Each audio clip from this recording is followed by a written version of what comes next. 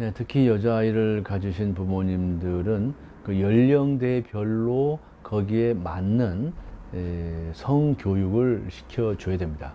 그런데 성교육이라고 하는 것이 거창한 것이 아니라 일상생활 속에서 자연스럽게 해주는 것이죠.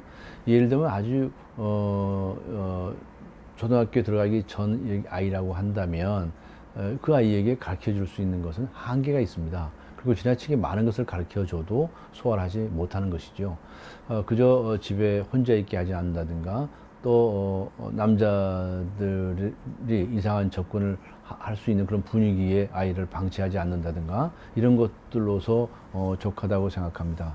다만 이제 철저하게 해줘야 할 것은 그 아이들에게 주지시키는 것인데, 남자들, 그것이 뭐 동년배이거나 나이 많은 사람이거나 어른이거나 막론하고 그런 남자들이 접근을 해서 수상한 행동을 하는 것은 어떤 것이다 라고 하는 것은 귀뜸을 해줄 수가 있습니다. 예를 들어서 공연이 와서 이쁘다고 머리를 쏟았는데 갑자기 손을 궁둥이에다 대고 툭툭 친다든가, 아니면 가슴에 손을 댄다든가, 이런 행동을 과연 어떤 의미가 있는지를 어린아이들이 모르는 수가 많습니다. 그래서 그냥 지나치는 수가 있는데, 그러다 보면 이런 것이 늘 있는 일인가 보다라고 생각할 가능성이 있습니다. 그래서 그런 일에 부딪혔을 때는 이건 나쁜 일이다, 나에 대한 공격이다, 널 따귀를 때리는 것과 하는 것보다 더 나쁜 것이다 라고 하는 것을 가르쳐주고, 그때는 강력하게 싫다든가 아니면 소리를 지른다든가 라고 해야 한다라고 하는 것을 가르쳐 주는 것이죠. 그리고 점점 전 나이가 들어가면서부터는 아이들이 이제 생리가 시작되고 할 때부터는 또 가르쳐 줘야 할 것들이 많이 있습니다.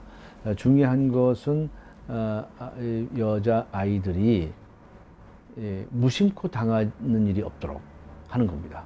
따라서 남성들과의 접촉을 할 때에 지켜야 할 것, 그러니까 남성들의 잘못된 행동을 그냥 용인하고 방치하지 않도록 하는 그런 정신무장을 튼튼하게 해주는 것은 어렸을 때부터도 얼마든지 할 수 있는 일이 아닌가 싶습니다.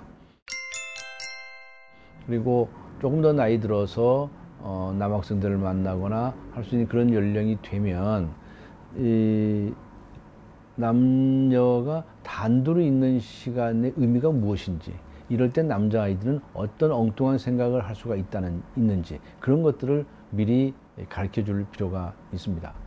똑같이 남학생과 여학생이 같이 있다 하더라도 그 순간에 여학생의 머릿속에서 나오는 생각하고 남학생의 머릿속에서 나오는 생각이 꼭 같지는 않습니다. 그래서 남학생의 경우에는 엉뚱한 생각을 할 가능성이 있다고 생각을 하고 미리미리 경계하는 그런 교육이 필요합니다. 그리고 예를 들어서 손을 잡는 것부터 시작해서 스킨십이 갖는 의미가 무엇인지, 이런 것들을 교육시켜 줘야 되고요. 좀 더 나이가 든 친구들에게는 결혼이라고 하는 것은 무엇인지, 또 임신이라고 하는 것은 무엇인지, 이런 것들을 철저하게 가르쳐 주어야 됩니다. 특히 임신에 관해서 여학생들에 관해서는 일찍 교육시킬 필요가 있습니다. 자신의 몸에는 아이가 뵐 수 있는 아주 특수한 몸이라는 것, 그리고 잘 대처하지 않으면 엉뚱한 결과가 나올 수 있다는 것.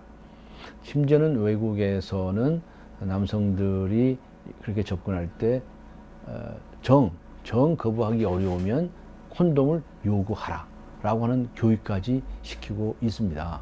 왜냐하면 기왕에 어려운 환경에 놓였을 때 콘돔을 사용하는 것과 사용하지 않은 결과는 너무나 큰 차이가 있기 때문에 정 불가피한 경우에는 그런 요구를 하는 것이 절대로 부끄러운 것이 아니다, 네가 책임질 문제가 아니다 라고 하는 것을 얘기를 해 줘야 한다는 것입니다. 물론 일각에서는 여성이 그것을 요구하면 말하자면 그 강제적인 그런 관계를 허용한 것이다 라고 해서 그렇게 하지 말라고 이야기하시는 분도 있습니다. 그러나 저 사람이 강제로 날 때리고 뭐 옷을 벗기고 강압적인 행동을 한 것이 이미 드러난 이상 그 이후에는 피해를 최소화하자 하는 뜻에서 말씀드리는 것이지, 그러한 강제적인 행동을 허용하라는 뜻이 결코 아닙니다.